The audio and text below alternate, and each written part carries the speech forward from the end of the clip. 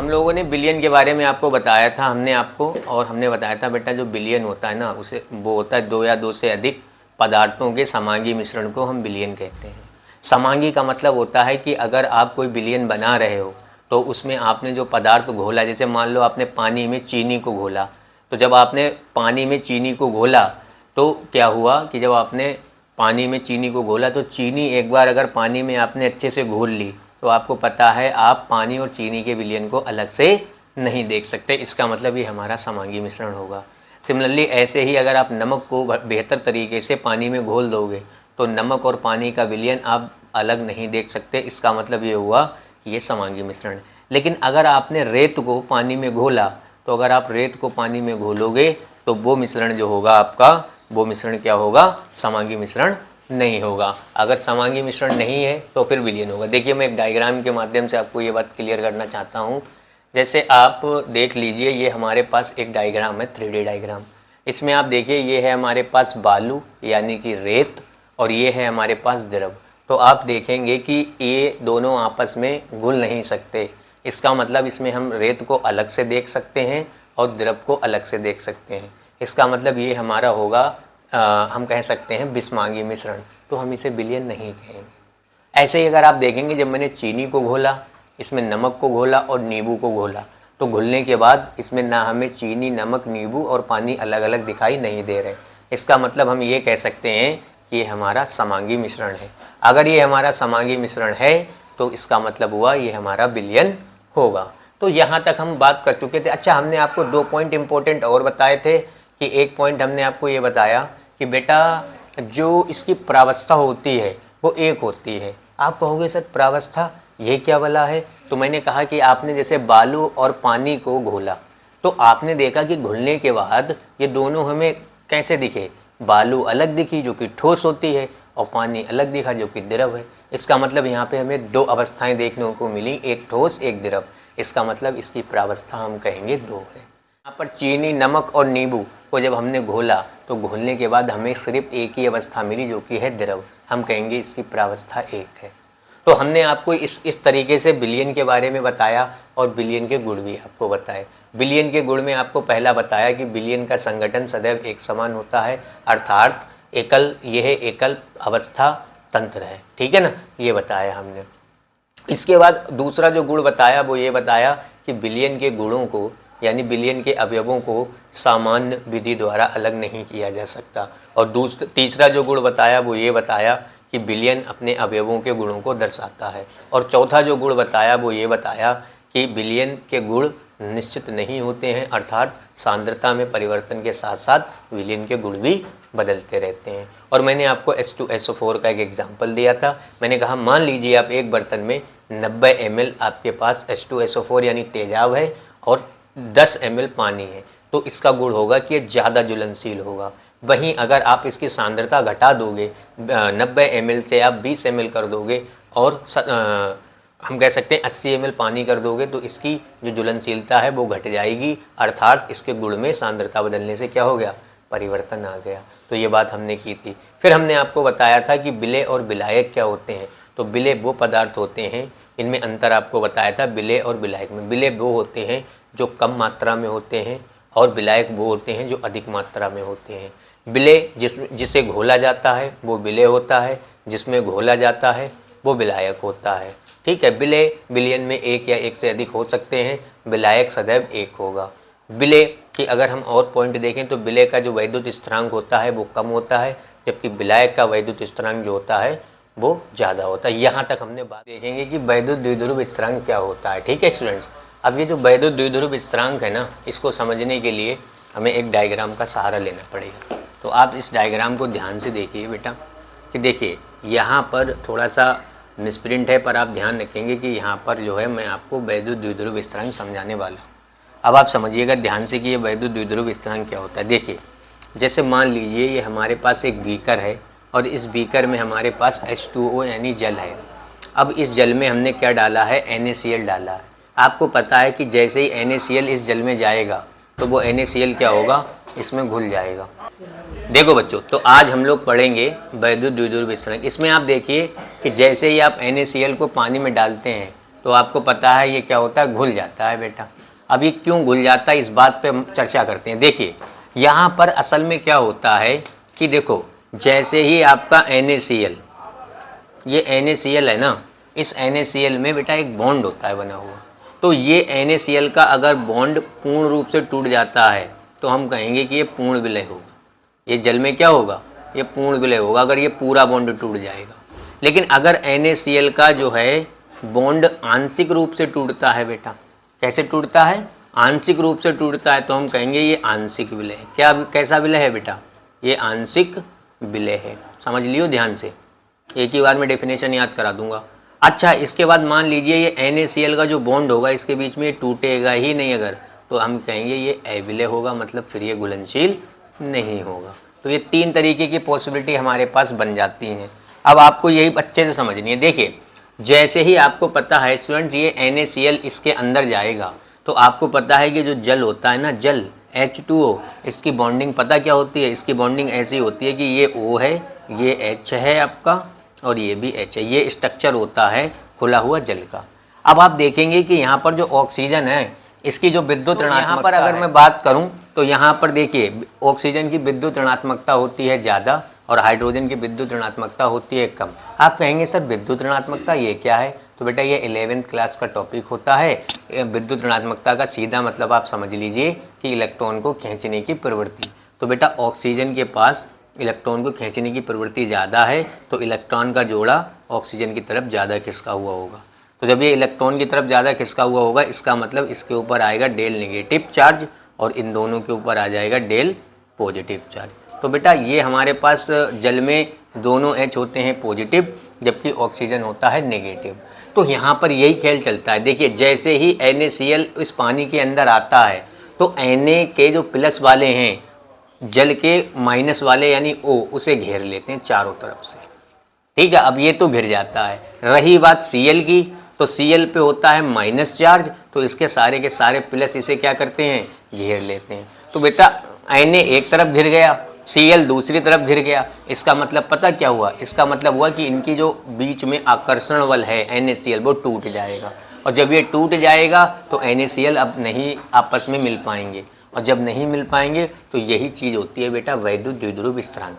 मतलब वैद्युत द्विध्रुव स्थिरांक क्या है, किसी पदार्थ की वह क्षमता, किसी पदार्थ की वह क्षमता जिसके द्वारा वह किसी दूसरे के बंधों को तोड़ता है या कमज़ोर कर देता है, ठीक है, उसे हम कहते हैं वैद्युत द्विध्रुव स्थिरांक। सर एक बार और देखो, किसी पदार्थ की वह क्षमता, किसी पदार्थ की वह क्षमता जिसके द्वारा वह किसी दूसरे पदार्थों के बंधों को तोड़ता है या कमज़ोर कर देता है, उसे ही हम कहते हैं वैद्युत द्विध्रुव स्थिरांक। जैसे आप देखिए बेटा, जैसे आप देखिए, जैसे ही NaCl का बंध बंधा हुआ आया, ठीक है, तो जल के अणुओं ने क्या करा, जल का जो H वाला सिरा है उसने Cl को घेर लिया, और जो Na वाला सिरा है उसे O ने घेर लिया, तो इसकी बॉन्डिंग क्या हो गई, तोड़ दी। तो हम ये कहेंगे कि जो जल है किसने किसकी बॉन्डिंग तोड़ी, तो आप कहेंगे सर जल ने NaCl का बॉन्ड तोड़ा। इसका मतलब जल का जो वैद्युत द्विध्रुव स्थिरांक होगा वो ज़्यादा होगा किसकी तुलना में, NaCl की तुलना में। अब एक चीज़ और भी याद रखना, जल एक ऐसा विलायक होता है जो सभी के बॉन्डों को तोड़ देता है। जल एक ऐसा विलायक होता है जो लगभग सभी के बंधों को तोड़ देता है, इसीलिए जल का वैद्युत द्विध्रुव स्थिरांक सबसे अधिक माना जाता है। और क्योंकि ये सभी के बॉन्डों को तोड़ देता है तो इसीलिए हम इसे सार्वत्रिक विलायक भी कहते हैं। तो अगर आपसे कोई पूछे कि सार्वत्रिक विलायक किसे कहते हैं, तो आप कहेंगे जल को। कोई पूछे क्यों, तो आप कहना क्योंकि ये सभी के बॉन्डों को तोड़ देता है, अर्थात सभी को घोल देता है। समझ में आ रही है बातें। तो अब मैं क्या करता हूँ, वैद्युत द्विध्रुव स्थिरांक की परिभाषा को आसान से शब्दों में लिख देता हूँ। तो देखिए स्टूडेंट्स, हमने आपको वैद्युत द्विध्रुव स्थिरांक समझाया, मैंने उसे लिख दिया। देखिए, किसी पदार्थ की वह क्षमता जिसके द्वारा वह किसी दूसरे पदार्थों के बंधों को तोड़ या कमज़ोर कर देता है, उसे हम वैद्युत द्विध्रुव स्थिरांक कहते हैं। अब यहाँ पर आपको इम्पोर्टेंट बात ध्यान रखनी है स्टूडेंट, आपको ये इम्पोर्टेंट बात ध्यान रखनी है कि जो जल का जो वैद्युत द्विध्रुव स्थिरांक होता है ये बहुत अधिक, लगभग 80 होता है, इसलिए इसे हम सार्वत्रिक विलायक भी कहते हैं। अब सार्वत्रिक विलायक का मतलब हुआ स्टूडेंट्स कि ये हर किसी को घोल सकता है, यानी कि इसको कोई नहीं घोलने वाला है, ये सबको घोल सकता है। ठीक है, अगर मैं बात करूं, यहाँ पर मैंने एक चीज़ लिखी है स्टूडेंट, कठोर जल।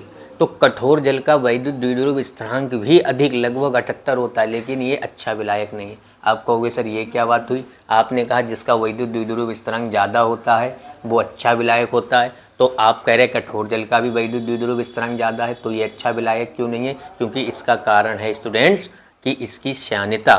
तो आप कहेंगे सर पहले तो आप श्यानता समझाइए, पहले आप सुन लीजिए। इसकी श्यानता तथा अंतर आणविक बल अधिक होता है, इसी वजह से ये अच्छा विलायक नहीं माना जाता है। तो सबसे पहले तो स्टूडेंट्स आप ये समझिए कि आखिर ये कठोर जल क्या है। देखिए हमारे पास एक तत्व होता है जिसका नाम है स्टूडेंट्स हाइड्रोजन। अब आपने क्लास 10th में पढ़ा होगा कार्बन, तो कार्बन के आपने जैसे अलग अलग रूप देखे। कार्बन का एक रूप होता है कोयला, दूसरा कार्बन का रूप होता है ग्रेफाइट, ऐसे ही एक कार्बन का अपर रूप होता है नैनोट्यूब। तो ऐसे कार्बन हमें कई कई रूपों में देखने को मिलता है स्टूडेंट। ऐसे ही हाइड्रोजन भी हमें 3 रूपों में मिलता है स्टूडेंट। हाइड्रोजन का पहला जो रूप है वो है 1H1, दूसरा रूप है वो है 1H2, हाइड्रोजन का तीसरा रूप है स्टूडेंट्स 1H3। तो अगर हम कार्बन के रूपों की बात करें तो देखिए पहले को हम बोलते हैं प्रोटियम, ठीक है, दूसरे को हम बोलते हैं ड्यूटेरियम और तीसरे को हम बोलते हैं ट्रीटियम। यानी कि अगर आप इस ड्यूटेरियम की ऑक्सीजन के साथ अभिक्रिया करा देंगे तो बेटा ये बनेगा कठोर जल, जिसका सूत्र होता है आपका D2O। तो ये जो कठोर जल बना हमारा हाइड्रोजन से, यही कठोर जल, इसी का वैद्युत द्विध्रुव स्थिरांक लगभग 78 होता है, पर ये अच्छा विलायक नहीं है। इसका कारण है क्यों नहीं है? क्योंकि इसकी श्यानता जो होता है वो अधिक होता है। आप कहेंगे सर एक बार श्यानता को समझाइए। तो श्यानता का मतलब होता है, आपने गांव में सुना होगा कि ये व्यक्ति या ये लड़का श्यान हो गया है। श्यान का मतलब समझदार या बड़ा हो गया है। तो यहाँ पर श्यानता का मतलब ये नहीं है। यहाँ पर आपको श्यानता का मतलब पता क्या ध्यान रखना है कि जो द्रव होता है, द्रव में भी परतें होती हैं, वो अलग बात है। हमें पानी में परतें दिखती नहीं है, लेकिन द्रव की भी अपनी परतें होती हैं। तो बेटा द्रव की परतों के बीच लगने वाले घर्षण बल को, द्रव की परतों के बीच लगने वाले घर्षण बल को हम लोग श्यानता कहते हैं। मतलब द्रव जितना ज़्यादा गाढ़ा होगा तो द्रव की परतों के बीच घर्षण उतना ही ज़्यादा होगा, इसीलिए हम कहेंगे उसकी श्यानता ज़्यादा है। मतलब गाढ़ा विलयन तो श्यानता ज़्यादा, पतला विलयन तो श्यानता कम। क्यों? क्योंकि आपको पता है कि मैंने परिभाषा क्या बताई कि द्रव की सतहों के बीच लगने वाले घर्षण बल को, घर्षण बल पता क्या करता है बेटा? किसी चीज़ को रोकने का, हम कह सकते हैं रोकता है, रुकावट पैदा करता है। जैसे प्रतिरोध के मार्ग में, धारा के मार्ग में प्रतिरोध रुकावट करता है, वैसे ही श्यानता में जो हमारे पास जो सांद्र विलयन होता है, गाढ़ा विलयन होता है, उसमें घर्षण बल किसी चीज़ को रोकता है। इसीलिए आपने देखा था कि जब अगर हम कभी पानी के, हम कह सकते हैं पानी के विलयन में सिक्का डालेंगे तो पानी की सतहों के बीच घर्षण कम होता है, इसीलिए सिक्का सरकता जाता है। लेकिन जब आप सरसों के तेल या फिर इससे भी गाढ़ा विलयन हमारे पास है शहद, उसमें सिक्का डालेंगे तो वो ज़्यादा गाढ़ा विलयन है, मतलब उसकी सतहों के बीच घर्षण ज़्यादा होगा, सिक्का रुक रुक के आएगा। तो ये होता है बेटा श्यानता का मतलब। सीधे शब्दों में अगर बात करें तो श्यानता का मतलब है जो ज़्यादा गाढ़ा विलयन उसकी श्यानता ज़्यादा, और ज़्यादा होगा तो उसके बीच में अंतरा आणविक जो बल होगा। करेंगे 2 क्वेश्चन। पहला है गलित अवस्था में यौगिकों की चालकता का क्रम, ये समझेंगे। फिर दूसरा क्वेश्चन समझेंगे विलयन अवस्था में यौगिकों की चालकता का क्रम। इसके ऊपर आपसे बोर्ड एग्जाम में क्वेश्चन पूछा गया है और पूछा जा सकता है। तो आप कहेंगे सबसे पहले ना सर मुझे चालकता समझा दो। देखो चालकता का मतलब पता क्या होता है बेटा? चालकता का सीधा मतलब होता है धारा से।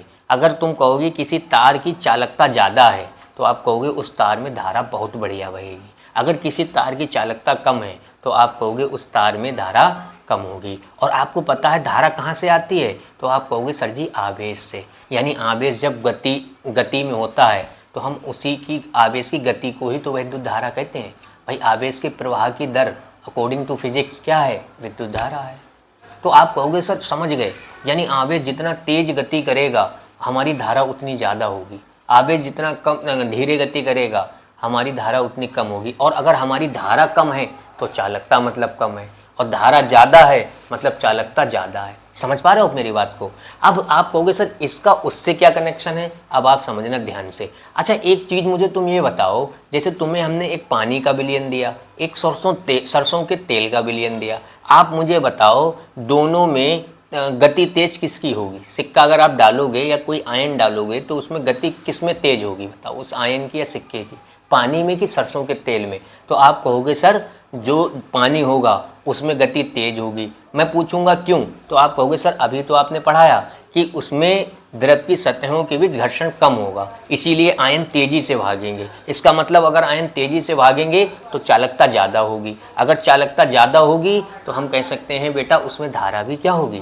ज़्यादा होगी। लेकिन सरसों के तेल की बात करोगे तो सरसों के तेल के द्रव की सतहों के बीच जो घर्षण होगा वो क्या होगा? वो ज़्यादा होगा, जिसकी वजह से आयन फंस के रुक के जाएंगे, जिसकी वजह से आवेश कम धीरे धीरे फ्लो होगा, प्रवाहित होगा, यानी धारा कम होगी, यानी कह सकते हैं चालकता कम होगी।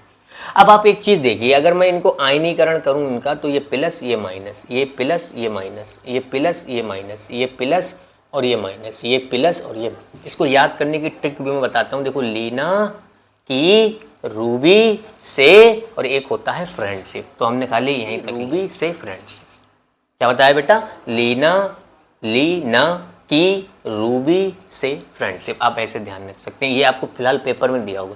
अब आपने देखा होगा कि सर इसमें एक चीज़ नज़र आ रही है, मैं कहूँगा क्या? आप कहोगे sir Cl Cl Cl, negative वाला तो सब में ही है। तो सर नेगेटिव वाले से तो हम इसका आकार बता ही नहीं सकते हैं, चालकता किसकी ज़्यादा होगी इनमें। तो नेगेटिव वाला आप छोड़ दो क्योंकि वो सेम है। आप पॉजिटिव वाला देख लो, पॉजिटिव तो अलग अलग है, पॉजिटिव तो अलग अलग है। तो बेटा ये पॉजिटिव यहाँ पर अलग अलग है, तो हम सारे पॉजिटिव को लिख लेते हैं क्योंकि हमारा खेल पॉजिटिव से जो है शुरू होगा। तो आप कहोगे ठीक है सर, पॉजिटिव लिख लिया। अब मैंने जो आपको पहला लेक्चर डाला था जिसमें मैंने बताया था 1 से 30 तक की परमाणु क्रमांक आपके बहुत मदद करते हैं, अब आप देखेंगे पहली बार आपको उसका बेनिफिट मिलेगा। कैसे सर? देखो आपको पता है लिथियम का नंबर होता है 3, हमने ट्रिक बताई थी लिथियम, ले 3 तो 3 हो गया। फिर सोडियम का number, sodium sodium sodium stadium, stadium में 11 प्लेयर होते हैं, मैंने आपको ट्रिक बताई थी। इसके बाद पोटेशियम, पोटेशियम मतलब मोटे, मोटे मतलब 19 से जाके मिल लेना यानी 19। अब ये बहुत आगे के तत्व हैं, इनका आपको ध्यान भी नहीं रखना है, हमारा क्वेश्चन इतने से ही सोल्व हो जाएगा। अब आप कहोगे सर कैसे? देखना, अगर मैं आपसे कहूँ बेटा कि आपको क्या करना है, इसका इलेक्ट्रॉनिक विन्यास बस देखना है, तो जब आप इसका इलेक्ट्रॉनिक विन्यास देखोगे, जब आप Li का इलेक्ट्रॉनिक विन्यास देखोगे तो इलेक्ट्रॉनिक विन्यास ऐसे निकालते हैं कि 2 8 8 18 की फॉर्म में चलते हैं। लेकिन आपको ये भी याद रखना है कि आप 8 से ज़्यादा नहीं ले सकते और इससे ज़्यादा नहीं होना चाहिए, 8 से कम ले सकते हो। तो आपने पहली बार लिखा 2, फिर आपने कहा सर 8 लेंगे तो 10 हो जाएगी, लाना 3 है, इसका मतलब 8 से कम ले सकते हैं तो 1। इसका इलेक्ट्रॉनिक विन्यास कितना हो गया? 2,1। फिर आपने क्या उठाया? सोडियम उठाया। आपने कहा सर सोडियम का देखेंगे हम, तो आपने जब सोडियम का करा तो इसका आया 2 के बाद 8 8 10 हो गए, 8 और 2 10 और 1 11, ये आया। फिर आपने किसका करा बेटा? फिर आपने पोटेशियम का करा, तो पोटेशियम का नंबर 19, आपने इसका इलेक्ट्रॉनिक विन्यास करा 2 फिर 8 10 हो गए, फिर 18 फिर 1 19। अब आप देखिए यहाँ पर गिनने के हिसाब से कितनी कक्षाएं, तो आप कहेंगे सर 1 और 2, कक्षाएं 2 हैं। कितनी कक्षाएं हैं? 2। तो देखो नाभिक तो सब में सेम रहेगा, उसके बाद 2 कक्षाएं बनाओ, ये एक कक्षा बना दी, ये एक कक्षा बना दी, यानी ये बन गई हमारी 1। फिर इसके बाद इसमें कितनी कक्षाएं होंगी इस हिसाब से? 3। तो नाभिक सब में सेम रहेगा, ये 1 बन गई, ये 2 बन गई, ये 3 बन गई, ये इसकी बन गई कक्षाएं। अब इसकी अगर मैं बनाऊं, अगर मैं इसकी बनाऊं तो आप देखिए इसमें कितनी कक्षाएं बननी है? 4। तो ये नाभिक बन गया, फिर ये 1 कक्षा बन गई, फिर ये 2 कक्षाएं बन गई, फिर ये 3 कक्षाएं बन गई और फिर ये 4 कक्षाएं बन गई। ये Li का है हमारा डायग्राम, ये Na का है डायग्राम और ये K का है डायग्राम, ये वाला। अब आप देखेंगे कि सर जी लिथियम से जैसे जैसे मैं सीजियम की ओर जा रहा हूँ, ये सीजियम है, जैसे जैसे लिथियम से सीजियम की ओर जा रहा हूँ, आप देख रहे हैं परमाणु मोटा होता चला जा रहा है, मतलब उसका आकार क्या होता चला जा आकार क्या होता चला जा रहा है? बढ़ता चला जा रहा है। आप कहोगे सर जैसे मैं लिथियम से सीजियम की ओर जा रहा हूँ, मैं देख पा रहा हूँ कि आकार बड़ा होता चला जा रहा है, और अगर सर मैं Rb और CS का भी निकालता तो इसका मतलब सबसे बड़ा आकार किसका होता? CS का होता।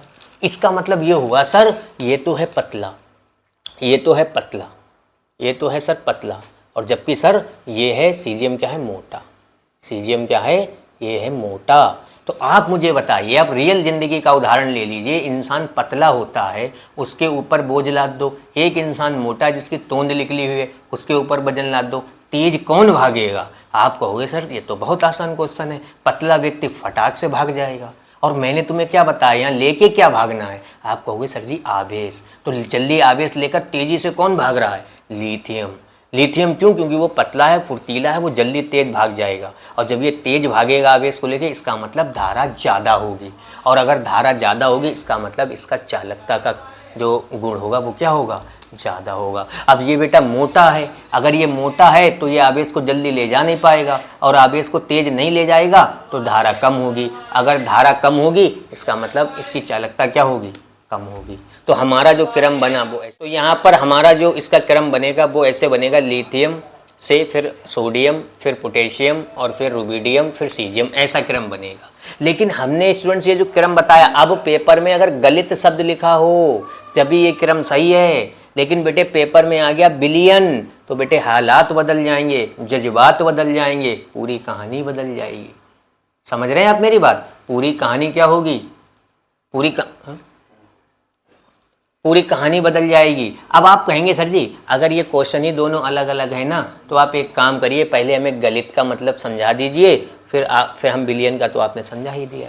गलित का मतलब समझा दीजिए। देखो बेटा, जब किसी ठोस पदार्थ को तुम द्रव में डाले बिना ही द्रव बना दो, जब किसी ठोस पदार्थ को तुम द्रव में डाले बिना ही द्रव बना दो, तो उसे कहोगे गलित अवस्था। मतलब ये हुआ कि जब किसी ठोस पदार्थ को गर्म करते करते टेम्परेचर की सहायता से, तापमान की सहायता से हम उसे द्रव कर दें, तो उस पदार्थ को हम कहते हैं गलित अवस्था। जब किसी पदार्थ को बिना द्रव में डाले टेम्परेचर यानी तापमान की मदद से, जब किसी ठोस पदार्थ को द्रव में डाले बिना ही हम क्या कर दें बेटा, हम उसे द्रव बना दें, तो आप कहोगे उसे कहेंगे गलित अवस्था। तो गलित अवस्था में क्रम ऐसा चलता है। लेकिन बेटा पूरी कहानी, पूरे हालात, पूरे जज्बात चेंज हो जाते हैं जब बिलियन का क्वेश्चन आता है। क्यों सर, कैसे? देखो अब मेरी बात ध्यान से सुनना। असल में होता पता क्या है बच्चों, अब इसको मैं आपको ना एक डायग्राम के माध्यम से समझाता हूँ। अब देखिए ये वाला डायग्राम आप देखिए स्टूडेंट्स, ये हमारा बिलियन की अवस्था में हम क्रम देखेंगे चालकता का। आपको पता है ये पहला वाला अभी हमने आपको बना के दिखाया लिथियम का, और ये सोडियम का, ये पोटेशियम का, ये रुबिडियम का, ये सीजियम का है। आप कहेंगे सर आकार तो अभी आपने बताया बढ़ता चला जा रहा, सही है। देखो मान लो ये 5 किलो का आदमी है, ये 10 किलो का आदमी है, ये 20 किलो का आदमी है, ये 30 किलो का आदमी है, और ये 40 किलो का आदमी है। ये अलग अलग वजन के इंसान हैं, आप ऐसे समझिए। अगर मैं इनके ऊपर सबके ऊपर 50 किलो का वजन रख दूं तो सबसे ज़्यादा वजन कौन अनुभव करेगा? आप कहोगे सर सबसे ज़्यादा वजन ये अनुभव करेगा, क्योंकि ये छोटा सा बच्चा होगा जब भी, तो इसका वजन कम है।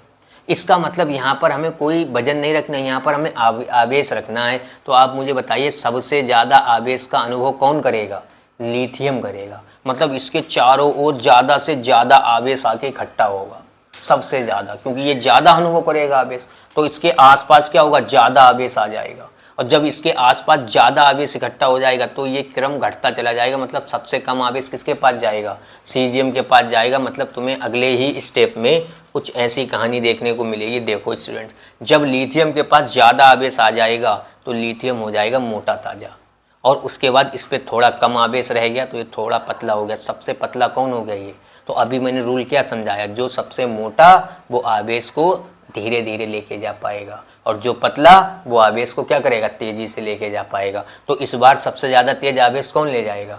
तो आप कहोगे सर इस बार सबसे ज़्यादा आवेश तेज सीजियम ले जाएगा। इसका मतलब जो क्रम बना हमारा बिलियन वाली अवस्था में, वो सीजियम पे सबसे ज़्यादा, फिर सबसे इसके कम, फिर इससे कम, फिर इससे कम, सबसे कम जाएगा इस बार। तो बेटा बिलियन का जब केस आएगा तो आपका क्रम बेटे सीजियम सबसे ज़्यादा मान ले जाएगा बाजी चालकता में। लेकिन जब बेटा आपका गलित अवस्था का केस आएगा तो जीत लिथियम की होगी। अब ये कैसे होता है वो मैंने आपको समझाया। अब सभी बच्चों के मन में एक डाउट आएगा, सर एक चीज़ बताओ, आपने जितने भी दोनों उदाहरण लिए, दोनों में आपने क्या करा? Cl को सेम रखा, Cl को, यहाँ भी Cl। मान लीजिए सर ऐसा भी तो संभावना है जो Cl जो है सब जगह क्या है? सेम है, और लिथियम जो सब जगह अलग अलग है। यहाँ लिथियम ये है, यहाँ सोडियम है, यहाँ पोटेशियम है, यहाँ रुबिडियम। तो इसका मतलब सर अगर हम उल्टा कर दें कि पहला वाला तो लिथियम ही सब में रखें, और दूसरा जो Cl है ये चेंज कर दें, इनकी जगह इसमें Cl रखें, इसमें अलग रखें, इसमें अलग रखें, इसमें अलग रखें, जैसे Br, फ्लोरीन, क्लोरीन, ऐसे कर दें सर, तो सर क्या बनेगा वो भी समझाओ। ऐसा भी तो सर हो सकता है, जरूरी थोड़ी सर पेपर में हमारा दूसरा ही वाला सेम आए। हमारा तो पहला वाला सेम पहला वाला भी तो सर डिफरेंट आ सकता है। ऐसा थोड़ी ना है सर कि पेपर में हमारा दूसरा वाला ही क्या आए, सेम आए, हमारा पहला वाला जो है हम कह सकते हैं डिफरेंट भी तो आ सकता है। मैं कहूँगा बिल्कुल सही क्वेश्चन आपने पूछा।